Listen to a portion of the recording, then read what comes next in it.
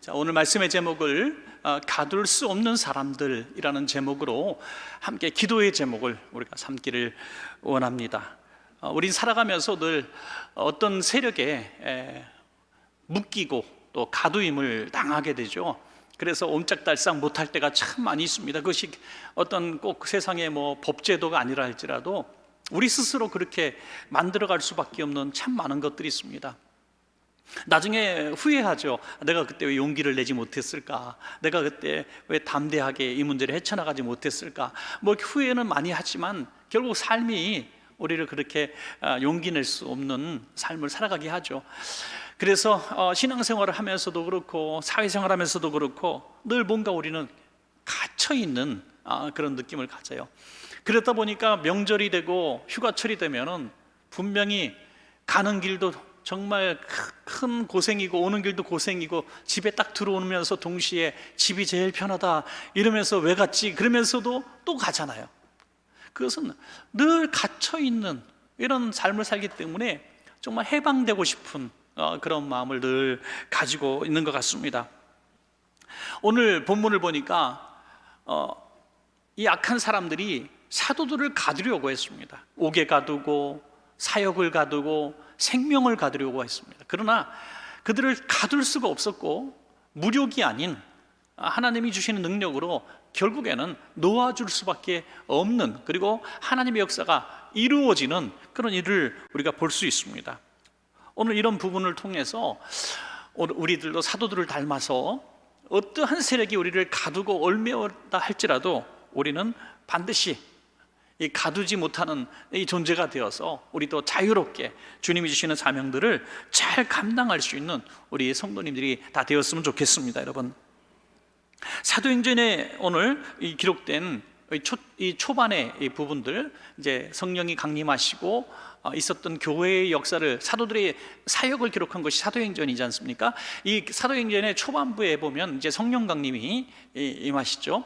그리고 첫 번째 이적이라고 한다면은 이제 사도들이 나가서 복음을 증거할 때, 이전에는 복음을 증거하는 사람들을 잡아 죽이려던 사람들이 웬일인지 가슴을 치면서 형제들아 우리가 어떻게 해야 되는가 울부짖으며 회개하는 역사가 일어나게 됩니다. 이것이 사실은 첫 번째 기적이라고 볼 수 있습니다. 그 바로 이어지는 두 번째 기적이 오늘 함께 읽으신 본문과 연관되어 있는, 나면서부터 걸어보지 못한 사람, 40여세가 되도록 걸어보지 못한 사람이 일어나게 되는 이 사건을 통해서 한 가지 사건이 계속 연쇄적으로 꼬리에 꼬리를 물어가지고 이 사도들을 아주 곤란하게 만들고 또 감옥에 갇히게 만들고, 오늘 본문에 있는 한 번의 사건이 아니라 그 다음 장에도 이어지면서 계속해서 핍박을 당하고 또 매임을 당하고 고통을 당하는, 또 매질을 당하는 이런 일들이 계속 이어지고 있습니다.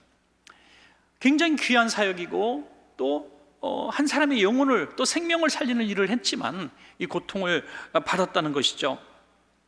사도행전 오늘 4장 3절과 4절을 제가 한번 더 배경으로 읽어드리겠습니다. 그들을 잡음에 날이 이미 저물었으므로 이튿날까지 가두었으나 말씀을 들은 사람 중에 믿는 자가 많으니 남자의 수가 약 5천이나 되었더라 했습니다. 그들이 가둘 수 없었던 첫 번째 어떤 현상은 이 회개하는 역사를 가둘 수가 없었던 거죠. 사도들은 복음을 증거하고 감옥에 갇혔어요. 복음을 증거한 것 때문에. 그러면 복음이 죽어야 되는데, 복음도 같이 가둠을 당해야 되는데, 사도들은 갇힘을 당했는데 이 복음은 계속 자유롭게 역사하셨다는 거죠. 여러분, 이게 굉장히 중요한 부분인 것 같습니다. 사도들을 잡아 가두면은 복음이, 예수 이름이 증거되지 않을 줄 알았는데 그 사도들을 가뒀음에도 불구하고 계속 회심의 역사가 연쇄적으로 일어나서 5,000명, 남자만 5,000명 되는 사람이 구원받는 역사가 일어났다고 하는 것입니다. 여러분, 참으로 놀라운 일이 아닐 수 없습니다. 어떤 분은 평생을 자식을 구원받지 못하게 해서 너무 고통을 스러워하면서 마지막 임종을 맞게 되었는데요, 끝까지 자식이 신앙을 갖는 걸 보지 못했다 그래요. 그런데 돌아가시고 나서 세월이 흐르고 하나님께서 어머니가 하셨던, 아버님이 하셨던 그 메시지가 계속 양심에 치게 만들어져서 결국 하나님께 그 자녀들이 돌아와서 참 부모님 계실 때 예수 믿으면 좋았을 걸, 얼마나 기뻐하셨을까 후회하는 이런 이야기를 종종 듣습니다. 여러분, 부모님은 복음을 증거하고 돌아가셨지만 당대가 아닌 그 다음 때에 그 귀한 회심의 역사가 일어나는 것도 보는 것이죠. 여러분, 그래서 어떤 나라와 어떤 권세와 어떤 독재자나 세력들이 복음을 죽이려고 가두려고 수없이 시도를 했습니다. 공산주의가 그랬고요, 독재자들이 그랬습니다. 그러나 지금 전 세계에 복음은 점점 더 확장되고 있습니다. 사람을 가두지만, 복음을 전하는 사람을 가두지만 복음은 죽지 않고 복음을 가둘 수가 없었다 하는 것을 우리가 보게 되는 것입니다. 여러분, 이 두 가지 이적을 말씀을 드렸는데, 회심의 역사와 또 직접 남에서부터 걷지 못한 사람이 걷는 역사, 이건 좀 다른 부분이잖아요. 우리가 말로 복음을 증거하고 감동돼서 내 예수 믿을게요 하는 부분과 걷지 못하던 사람이 기적을 경험하고 예수님을 나의 구주로 영접하는 이런 역사는 조금 다른 부분인 것 같아요. 그러나 동일하게 선포되는 부분이 있는데, 그것이 뭐냐면 이 회심의 역사나 첫 번째 이적인 이 사람을 일으키는 역사가 사도행전 2장 38절과 사도행전 3장 6절에서 반복되어 나오는데요, 똑같은 표현이 두 번 반복되어 나옵니다. 그것이 뭐냐면 바로 예수 그리스도의 이름이라는 표현입니다. 할렐루야. 예수 그리스도 이름으로 회개하고 세례를 받으면 구원을 받으리라, 이렇게 말씀합니다. 영혼의 구원을 말씀하고 있고요, 또 나면서부터 걷지 못한 사람에게 말하기를 예수 그리스도의 이름으로 일어나 걸으라 그랬다는 거죠. 영혼의 구원받는 것도 예수 이름인 줄로 믿습니다. 우리의 삶을 통해서 치료받고 고침받고 회심하는, 또 우리가 주님 앞에 어떤 삶을 개혁시키는 이런 일들도 바로 예수 이름으로 이루어지는 것입니다. 여러분, 이것을 어떻게 묶을 수가, 어떻게 가둘 수가 있겠습니까? 오늘 대제사장들과 오늘 보니까 가야바라는 인물들 나오는데, 이 가야바는 이 대제사장 가야바를 말하고 있죠. 이 가야바와 또 여러 알렉산더, 요한, 장로들, 관원들, 서기관들, 이 수많은 사람들이 있는 데서 이제 재판을 하고 있죠. 이 재판을 통해서 질문한 게 뭐냐면, 너희들은 누구 이름으로 이런 일들을 행했느냐라는 이런 질문이요. 이 신문이죠, 신문. 여러분, 여기서 만약에 우리들이 예수 이름으로 행했습니다라고 고백을 해버리면 사실 문제가 생기는 것입니다. 분명히 두 가지 사건 다 예수 그리스도의 이름으로 선포한 것은 틀림없지만, 모든 사람이 다 들었지만 여기서 법정에서 예수 이름으로 했습니다 하면은 예수님은 조금 전에, 얼마 전에 반역죄로 십자가형을 당해서 돌아가신 죄수입니다. 그러므로 그 사람의 이름을 우리는 추종하는 사람이라면 반역의 무리가 되는 거죠. 그러면 동일하게 십자가형을 당할 수밖에 없는 그런 사형에 놓인 것입니다. 그럼에도 불구하고 이 사도들은 예수 이름을 선포하는데, 어떻게 선포하나? 너희가 십자가에 죽인 그 예수 그리스도의 이름이었다라고 얘기하는 거죠.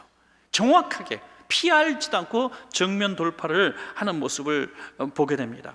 이런 사람을 가둘 수 없는 사람이라고 저는 믿습니다. 여러분, 가둘 수 없는 사람, 세상이 감당할 수 없는 사람.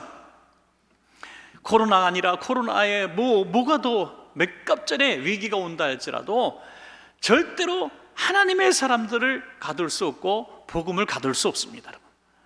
여러분, 우리 두려워할 필요가 없습니다. 어떤 사람들 얘기해요. 복음이 점점 증거되지 못하고 다음 세대 자녀들이 예수 믿는 비율이 점점 줄고, 청년들이 전에는 정말 20% 예수 믿던 시대가 있었는데 지금은 정말 청년들이 10명 중에 1명도 찾아보기 어렵고, 이런 시대를 살아가면서 두려울 짝이 없습니다.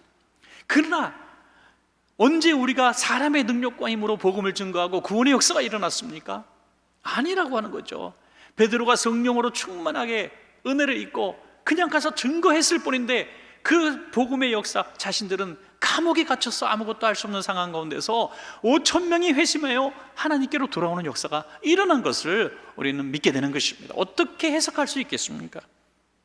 그러므로 예수 이름이 능력이 있기 때문에 우리는 갇혀도 예수 이름은 절대로 가둘 수가 없는 것입니다. 그래서 가둘 수 없는 사람이 되기 원한다면 우리에게 무슨, 이 사도들에게 있었던 무엇이 있어야 될까?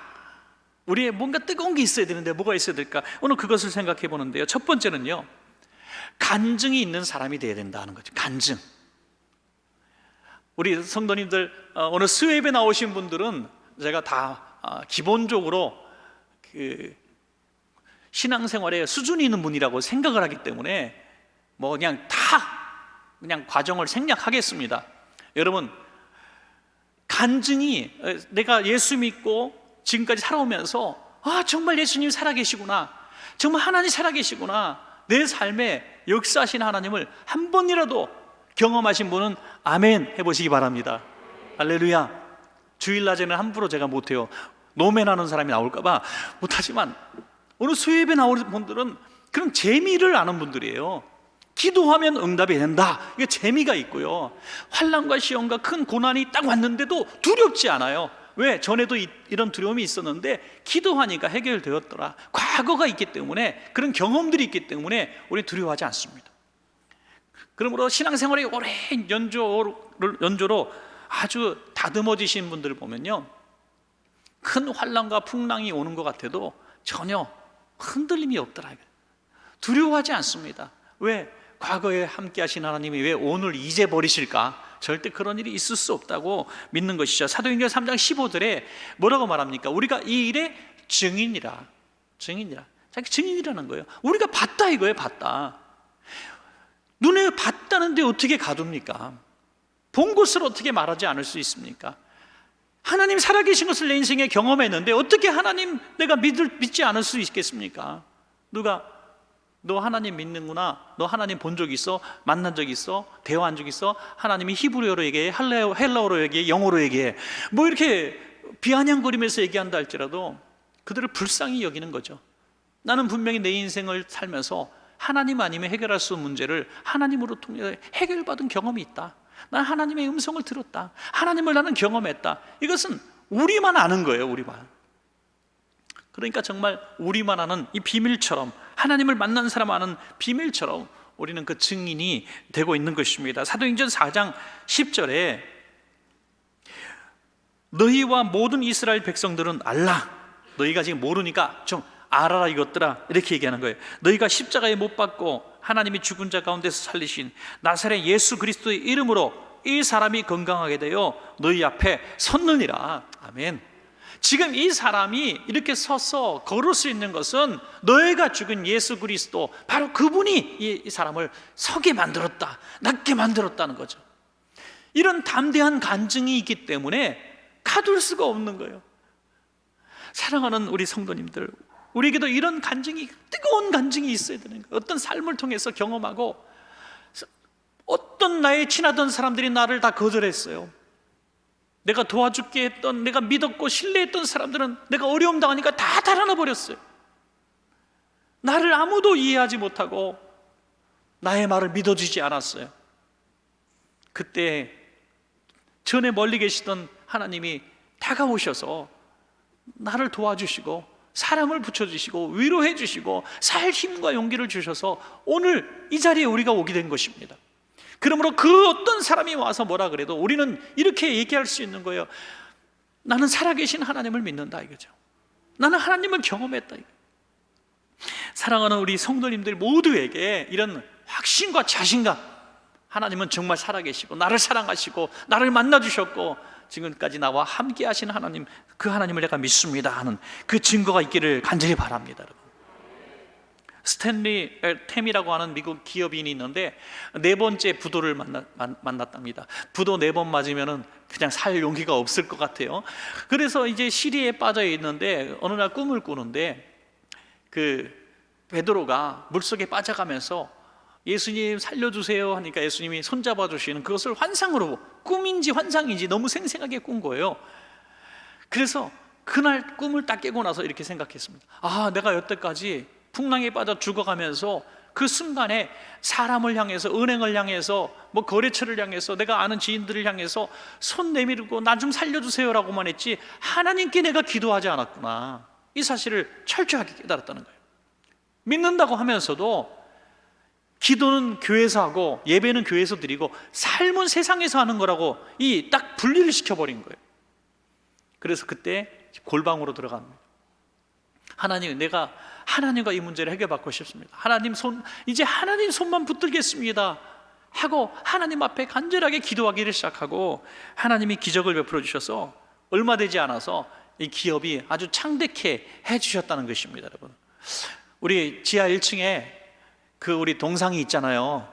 베드로가 예수님 손 잡으려고 손 탁 내미는 거, 그게 이제 동상이 있는데, 여러분들 오늘 이 말씀 듣고 은혜가 되시는 분들은 거기 가가지고 동상에 예수님 손 가서 한번 이렇게 딱 붙들고, 나도 이제 예수님 손만 붙들겠습니다 하고, 거기다가 동전 하나씩 집어 던지지 말고, 하여튼 뭐 예수님 한번 동상 손 잡아주는 것도 괜찮다고 싶어요. 어떤 모습이든지, 주님, 내가 예수님 손 붙들겠습니다, 예수님 손만 붙들겠습니다. 그럴 때 우리는 체험이 있다, 간증이 있다 하는 것입니다. 여러분, 체험과 간증은 제가 보니까 절벽 끄트머리에 가서야 만날 수 있는 게 체험이고 간증인 것 같습니다. 왜냐하면 그 사이에 여유가 있고 다른 길이 있을 때는 그 인생의 간증이 별로 우리에게 기회가 주어지지 않습니다. 그러나 낭떠러지 절벽 끝에 가서 예수님 손밖에 없을 때, 그때 우리는 살아계신 예수님을 우리가 경험하게 되고, 야, 정말 예수님 살아계시네, 당연히 살아계신 예수님인데 이제야 깨닫는 거죠. 이제야. 찬송가에 있는 것처럼 288장이죠. 이것은 나의 간증이요, 이것은 나의 찬송일세. 늘 부르던 찬양인데 그 찬양 부를 때 그 마음이 짠하고, 야, 이게 진짜 내 찬양이구나 하고 깨달아지는 날이 우리 가운데 있기를 간절히 축복합니다. 두 번째는요, 성령님의 능력이 있는 사람들을 가둘 수가 없습니다. 성령님이 함께하는 사람은 가둘 수가 없습니다. 요셉을 가두려고 했지만 요셉을 가둘 수가 없는 것은 하나님이 함께 하셨기 때문이죠. 다니엘을 가두려고 했고 사드락과 메삭과 아벳느고를 가두려고 했지만은 결코 가둘 수가 없었습니다. 왜? 그들과 함께 우리 하나님께서 계셨기 때문이죠. 하나님이 함께 하시고 성령님의 능력이 있는 사람은요, 어떤 사람일까요? 손에서 레이저 광선이 나갈까요? 사랑하는 여러분, 나는 성령의 능력이 있는 사람일까? 궁금하시지 않습니까? 성령의 능력이 있는 사람은 제가 볼 때 크가지, 아주 공통적으로 두 가지 정도의 증거가 드러나는 것 같습니다. 하나는 담대함인 줄로 믿습니다. 담대함. 어떤 상황을 만나도 성령의 사람은 담대함. 마치 다윗처럼 말이죠. 전 이스라엘이 벌벌 떨 때에 다윗은 혼자 두려워하지 않습니다. 다윗의 속에 왜 두려움이 없었겠습니까? 다윗을 만나면 한번 물어보십시오. 그때 솔직히 안 무서웠냐고, 무서워서 되게 힘들었다고 얘기할 거예요. 그런데 어떻게 할 수 있었는가? 성령님이 내 안에 담대함을 주셨다. 오늘도 뭐 계속 병원에 있는 분들을 위해서 오늘도 기도했고, 또 어저께 저녁에도 기도했고, 주중에만 벌써 한 3-4번째 아픈 분들을 위해서 전화로도 기도해 드린 것 같습니다. 또 주일날 2부 예배, 3부 예배, 어떤 날에는 뭐 하도 많은 분들을 기도해 드리다 보니까 밑에서 손님들이 막 기다리고 그런 경우도 참 많아요. 왜 여러분들 그 기도 받으려고 하고, 왜 조금 더 예수 이름의 그 힘을 얻으려고 이렇게 애를 쓰십니까? 내 힘으로 안 되기 때문이죠. 내 능력으로 부족하기 때문입니다. 하나님이 역사하시면 된다는 그 믿음이 있기 때문에 그래도 매달리는 거예요.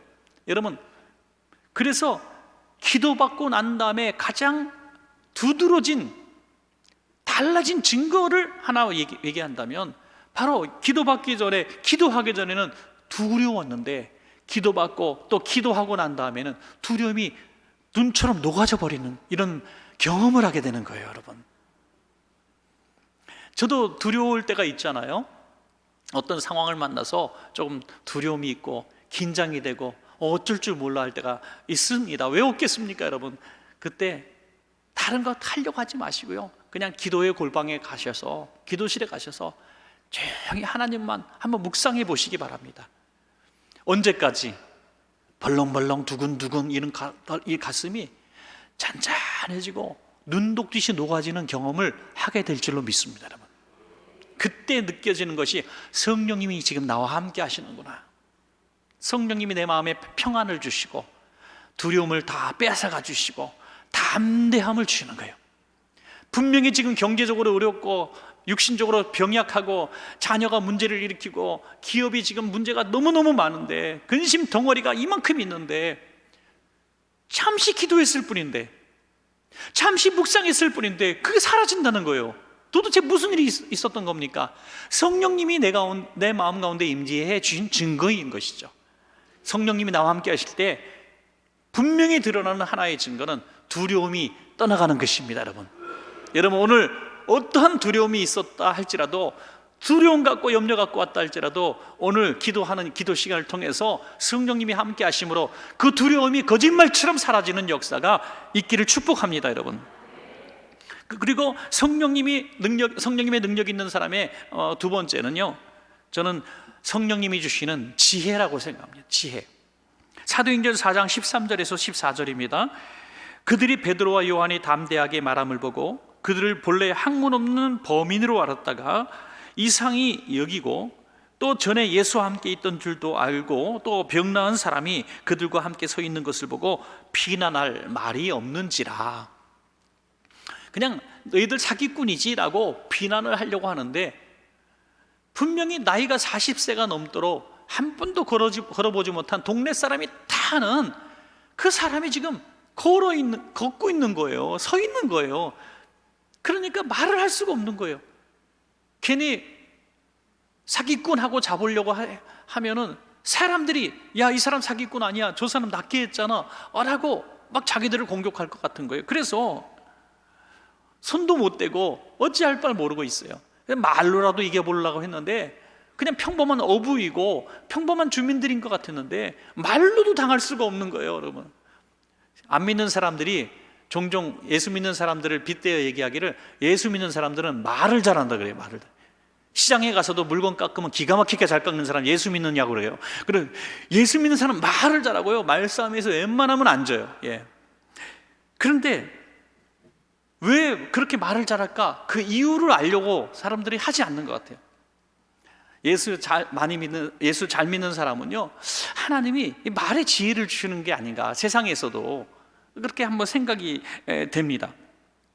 우리 자녀들이 예수 잘 믿으면요, 학급 회의 때도 말 잘하고 말이죠, 친구들의 리더가 될 수 있는 것도요, 다 이 성령님 안에서 받은 이 축복 중에 하나라고 저는 생각을 합니다.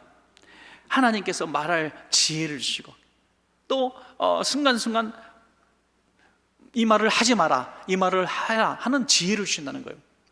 여러분, 우리가 말에 실수가 없으면 온전한 사람이라 그랬는데, 저를 비롯해서 모두가 이 말 때문에 참 후회를 많이 합니다.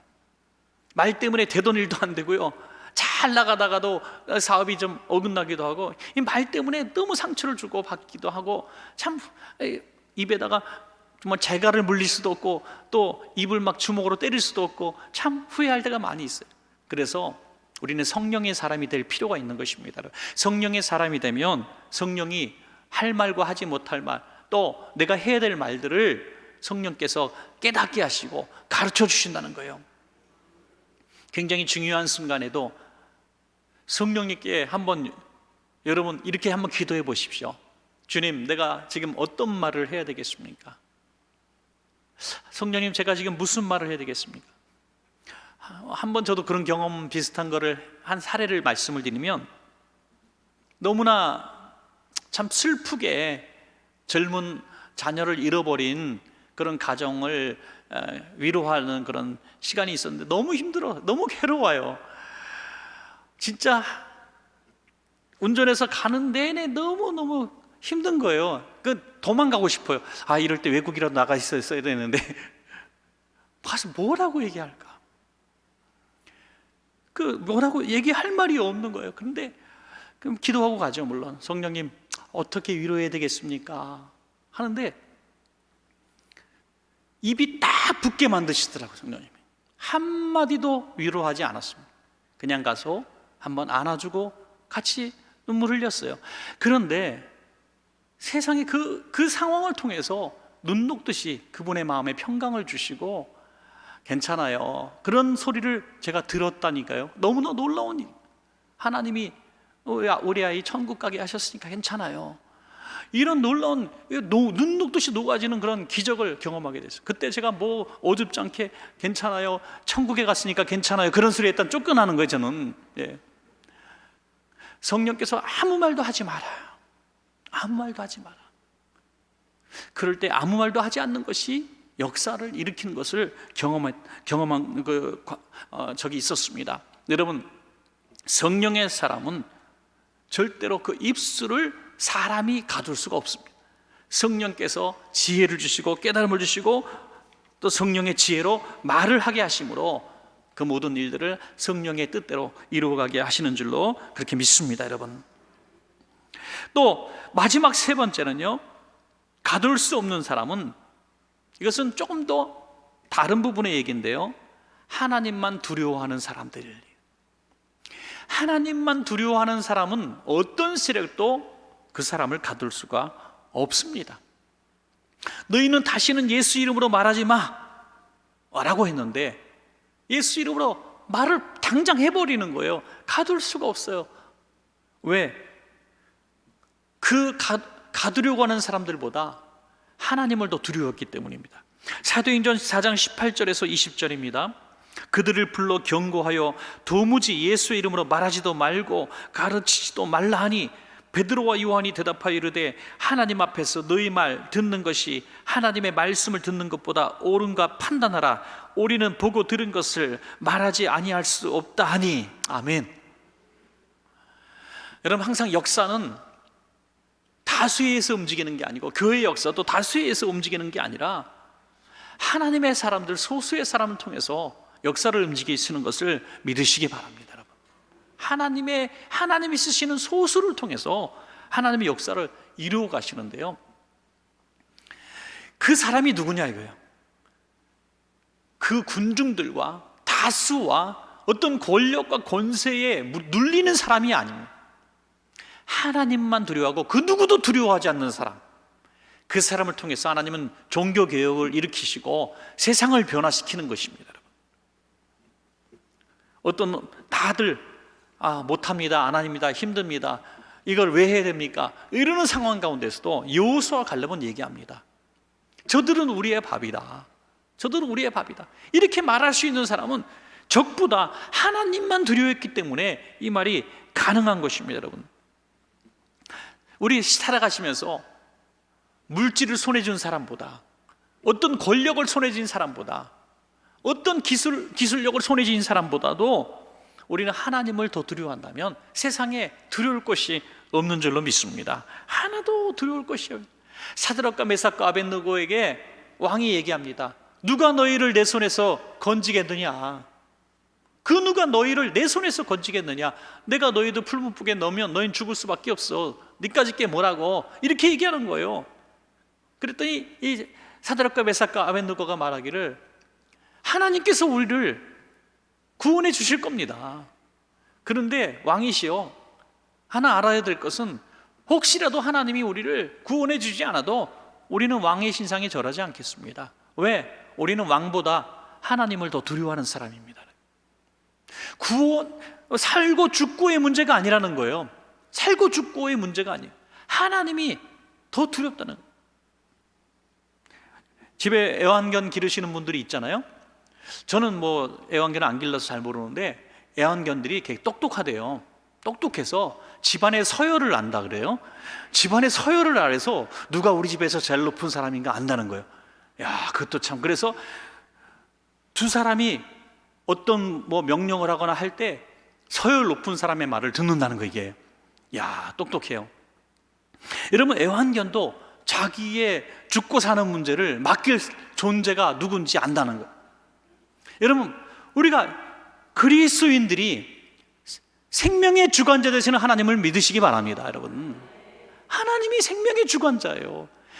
또 사람의 마음을 움직이시고 또 왕을 세우시기도 하시고 왕을 끌어내기도 하시는 하나님, 부자가 되게도 하시고 가난하게도 만드시는 하나님, 건강하게도 만드시고 병약하게도 만드시는 하나님이 이 세상 그 누구와 견질 수가 있겠습니까? 그러므로 하나님만 두려워하시기 바랍니다.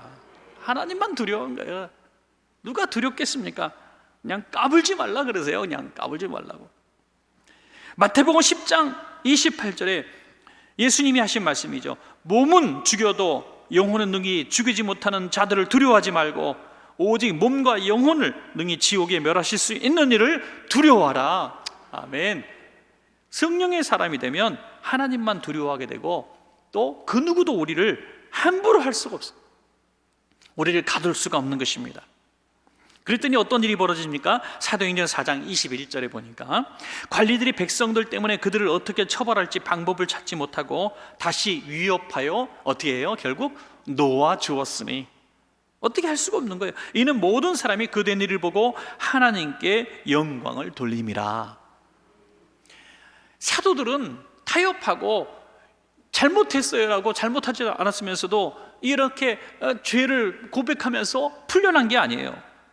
담대하게 선포하면서 큰 소리치면서 야 이 관원들아, 이 재판장들아, 서기관들아, 큰 소리치면서 너희들이 죽인 그 예수 이름으로 이 사람이 나왔다, 이렇게 선포하는 담대한 사람들을 가둘 수가 없었다는 것입니다. 그랬더니 이 장에도 그렇고 다음 장에도 그렇고 계속 잡고 나중엔 매질도 하고 풀어주면서 조건이 하나 딱 겁니다. 그 조건이 뭐냐면 다시는 예수 이름 말하지 말아요.